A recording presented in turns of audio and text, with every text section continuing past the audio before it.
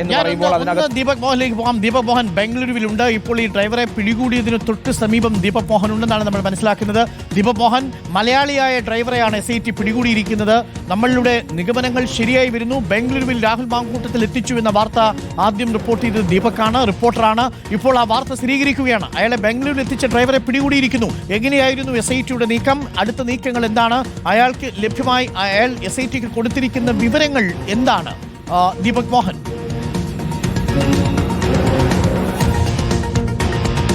അരുൺകുമാർ, കർണാടകയിലേക്ക്, അതായത് ബംഗളൂരുവിലേക്ക് എത്തുന്നതിന് മുൻപ് ഹൊസൂരിനടുത്തുള്ള കർണാടക തമിഴ്നാട് അതിർത്തിയിലെ ഹൊസൂരിനടുത്തുള്ള ബാഗ്ലൂരിലാണ് ഞങ്ങളുള്ളത്. ഈ ബാഗ്ലൂരിലേക്കാണ് ആദ്യം SIT രാഹുൽ മാങ്കൂട്ടത്തിനെ ലൊക്കേറ്റ് ചെയ്ത ആദ്യത്തെ സ്ഥലം എന്ന് പറയുന്നത് ബാഗ്ലൂരാണ്. ഇവിടെ ഉള്ള മലയാളി വ്യവസായിയായിട്ടുള്ള ഒരാളുടെ ഉടമസ്ഥതയിലുള്ള ഹോട്ടലിൽ രാഹുൽ മാങ്കൂട്ടം തങ്ങി എന്നുള്ള വിവരം അന്ന് SITക്ക് ലഭിച്ചു. എന്നാൽ SIT ഇവിടെ എത്തുമ്പോഴേക്കും രാഹുൽ മാങ്കൂട്ടം ഇവിടെ നിന്ന് മറ്റൊരു വെളുത്ത കാറിൽ ഇവിടെ നിന്ന് രക്ഷപ്പെട്ടു എന്നുള്ള വിവരമാണ് SITക്ക് ലഭിച്ചത്. അതിന് പ്രകാരം കൂടുതൽ വിശദമായി നടത്തിയ അന്വേഷണത്തിനൊടുവിലാണ് ബാംഗ്ലൂരുവിലേക്ക് എത്തിച്ച ഡ്രൈവറെ ഇപ്പോൾ SIT സംഘം കസ്റ്റഡിയിലെടുത്തിരിക്കുന്നത്. രഹസ്യ കേന്ദ്രത്തിൽ ബാംഗ്ലൂരുവിൽ വെച്ച് ഇപ്പോൾ ചോദ്യം ചെയ്തുകൊണ്ടിരിക്കുകയാണ് എന്നാണ് ഇപ്പോൾ നമുക്ക് ലഭിച്ച വിവരം. അരുൺ. ഓക്കെ, ദീപക്കാണ് ഇപ്പോൾ ബംഗളൂരുവിലുള്ളത്. ദീപക്, അവിടെ നിന്ന് ബാംഗ്ലൂരുവിലേക്കും കേരള അതിർത്തിയിലേക്കും എത്ര ദൂരമുണ്ട് ദീപക്?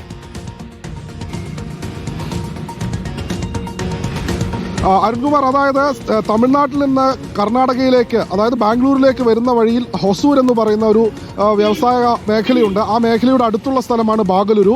ഇവിടെ നിന്ന് ബാംഗ്ലൂരു നഗരത്തിലേക്ക് ഏകദേശം 40 കിലോമീറ്ററോളം തന്നെ ദൂരമുണ്ട്. ഇവിടെ 40 കിലോമീറ്ററും ദൂരത്തിനകലെയുള്ള ബാംഗ്ലൂരു എന്ന് പറഞ്ഞ സ്ഥലത്താണ് ഈ രാഹുൽ മാങ്കൂട്ടം ഉണ്ടായിരുന്നു എന്ന് പറയുന്നത്.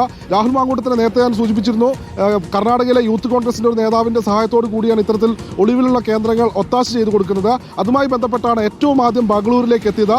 ഈ ബാംഗ്ലൂരിലേക്ക് എത്തിച്ച ഡ്രൈവറെയാണ് ഇപ്പോൾ പ്രത്യേക അന്വേഷണ സംഘം കസ്റ്റഡിയിലെടുത്ത് ചോദ്യം ചെയ്യുന്നത്. ഇവിടെ നിന്ന് എങ്ങോട്ടേക്കാണ് പോയത് എന്നതിനെ പറ്റിയാണ് കൂടുതൽ കാര്യങ്ങൾ ഈ അന്വേഷണ സംഘം ഡ്രൈവറുടെ പക്കൽ നിന്ന് ചോദിച്ചറിയുന്നത്.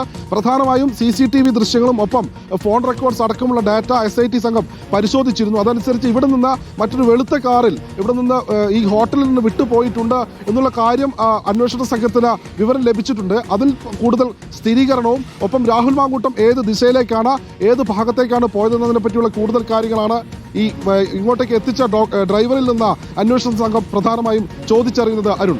ഓക്കെ, വളരെ പ്രധാനപ്പെട്ട നിർണായകമായ വിവരമാണ് ഇപ്പോൾ ലഭിച്ചിരിക്കുന്നത്.